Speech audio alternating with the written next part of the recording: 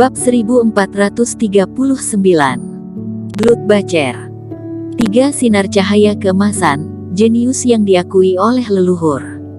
Filbertkin menjadi muram saat melihat adegan ini.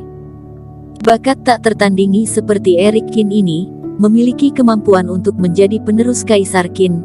Jika benar-benar diusir olehmu, para leluhur di langit pasti akan membunuhmu. Orang tua itu sangat marah. Paman ketiga, kamu mengatakan bahwa ketiga cahaya emas ini adalah hasil penilaian Erik Kin. Filbertkin seperti tersambar petir, dia sulit untuk mempercayainya. Ratusan anggota keluarga Qin semua terkejut dan shock. Raja Perang Zhen Liang juga susah untuk menyembunyikan senyumnya, dan memandang Erik Kin dengan heran. Dennis Qin juga sangat tercengang. Suasananya menjadi sangat aneh saat ini, sunyi dan tidak ada suara di mana-mana. Semua orang melihat Erik Kin seperti melihat hantu. Semua anggota keluarga Qin di sana, satu persatu, telah ikut dalam penilaian tanah leluhur. Mereka tentu saja tahu betapa sulitnya mendapatkan pengakuan dari leluhur dalam penilaian tersebut.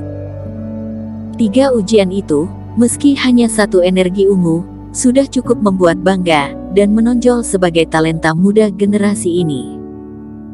Edward Qin, anggota terkuat dari garis kedua kekeluargaan, adalah seorang jenius yang membanggakan dari keluarga Qin. Dia memperoleh 2 energi ungu dan 1 cahaya keemasan, dan sudah dianggap sebagai orang pertama dari generasi muda. Erik Kin di depannya, yang dianggap oleh Filbertkin sebagai seorang pemuda yang kembali hanya untuk memanfaatkan keluarga Qin, yang tidak pernah berlatih di keluarga Qin bahkan sehari pun. Bakat dalam sejarah keluarga telah diakui oleh leluhur di tingkat tertinggi. Itu sangat mengejutkan. Kepala Filbertkin meledak, wajahnya terasa panas. Sungguh ironis.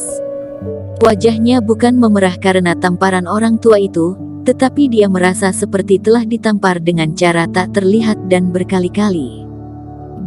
Dia baru saja selesai mengatakan bahwa Erik Kin tidak memenuhi syarat, dan tidak berkemampuan, dan datang untuk bergantung pada keluarga Qin. Hasilnya bakat Erik Kin lebih tinggi dari orang lain.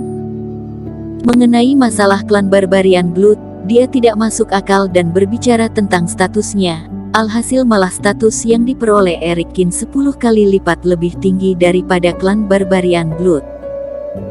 Filbertkin, kamu brengsek yang ingin mengusir Erik Kin. Kamu suka berbicara tentang kualifikasikan, jadi aku bertanya padamu, apakah kamu memenuhi syarat untuk mengusirnya? Orang tua itu berkata dengan dingin. Tidak. Filbertkin berkata dengan malu-malu. Apakah kamu memenuhi syarat untuk membiarkan dia menghapuskan tubuh Raja Qin? Lelaki tua itu terus bertanya. Tidak. Filbertkin mengepalkan tinjunya dan menundukkan kepalanya dalam-dalam. Erik Kin bisa dikatakan sebagai seorang jenius yang belum pernah dilihat keluarga Qin selama ribuan tahun. Setelah hasilnya dikonfirmasi, dia akan langsung dipromosikan menjadi anggota perkumpulan para tetua, dan bahkan penerus Kaisar Qin. Dan dirinya, hanya anak tertua dari aula penegakan hukum, juga memaksa masuk dalam perkumpulan para tetua. Dengan status seperti Erik Kin, dia memiliki kemampuan apa untuk membuat pernyataan yang tidak bertanggung jawab, merendahkannya. Aku. Filbertkin kesal dan tidak tahu harus berkata apa. Penatua kedua, anak ini menyakiti tuan muda klan Barbarian Blood, kamu tidak bisa membiarkannya begitu saja. Tuan muda dari klan Barbarian Blood menjadi cemas. Kondisi aslinya sangat bagus, melihat Erik Kin hendak diusir dari keluarga, bahkan kultivasi juga akan ditiadakan. Tetapi ketika lelaki tua itu muncul, situasinya berubah menjadi lebih buruk.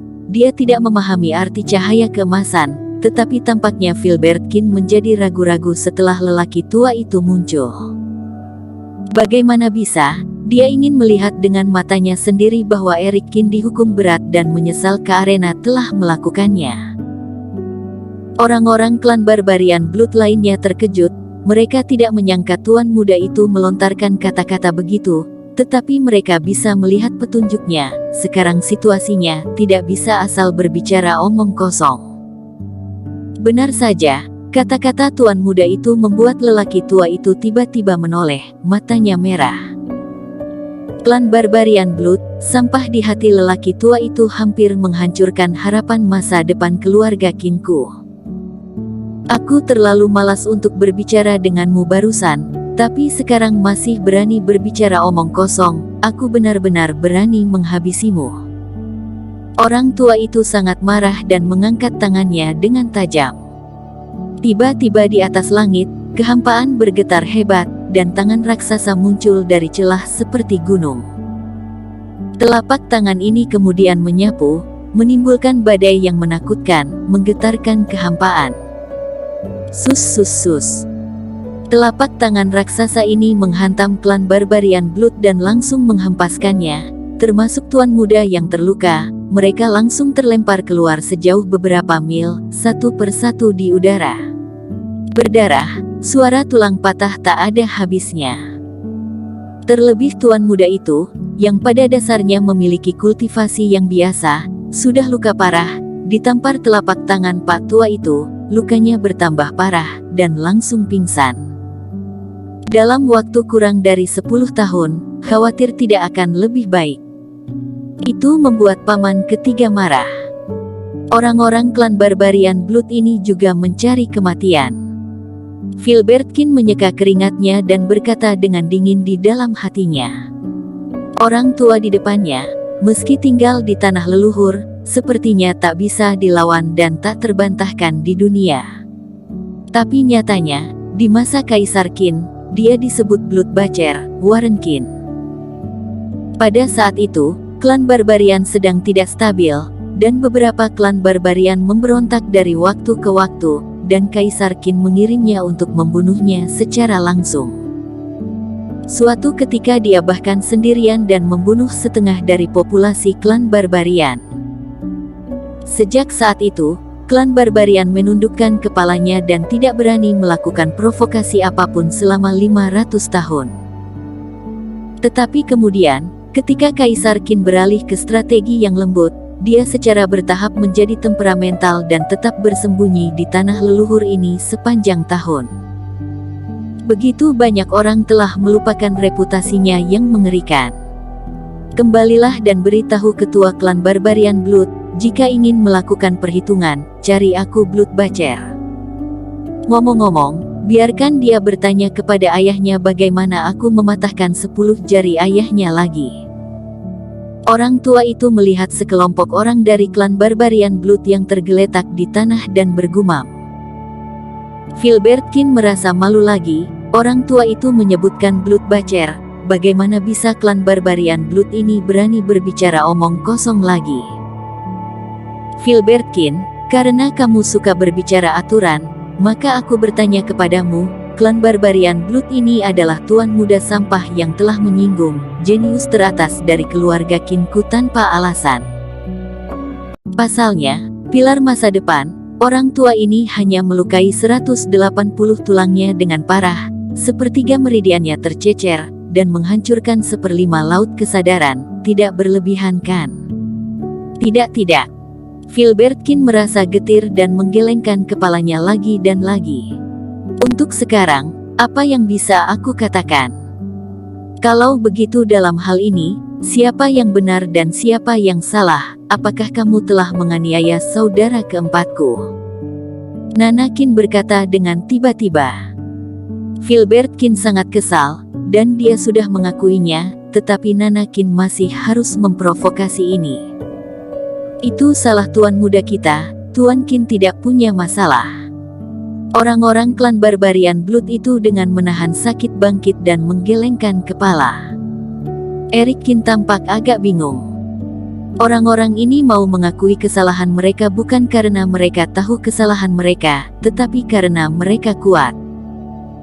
Ngomong-ngomong, semua silahkan pergi. Untuk masalah hari ini, jangan ceritakan kepada orang lain untuk saat ini. Jika tidak, aku akan mencari tahu siapa yang berbicara omong kosong. Kalian tahu konsekuensinya. Warren Keane memperingatkan. Dia juga sempat was-was, dan baru mengungkapkan identitas Eric Keane sebelumnya, padahal tes tersebut belum selesai. Tapi dia samar-samar merasa bahwa bakat Eric Keane sepertinya tidak palsu. Mata tajam Warren Keane menyapu, dan semua orang segera mengangguk dan berkata ya, bakat Eric Keane dapat disebut sebagai rahasia, dan tidak ada yang mau menyentuh hal ini. Paman ketiga, kamu mengatakan bahwa bakat Eric Keane itu benar. Ketika semua orang bubar, Filbert Keane berat hati mengatakannya. Kamu tidak percaya padaku. Besok, hubungi penatua tertinggi dari garis kedua kekeluargaan. Aku juga akan menginformasikan garis keempat, dan kita akan memeriksanya bersama. Warren Keane melirik ke arah Filbert Keane melirik, mendengus dingin. Bersambung.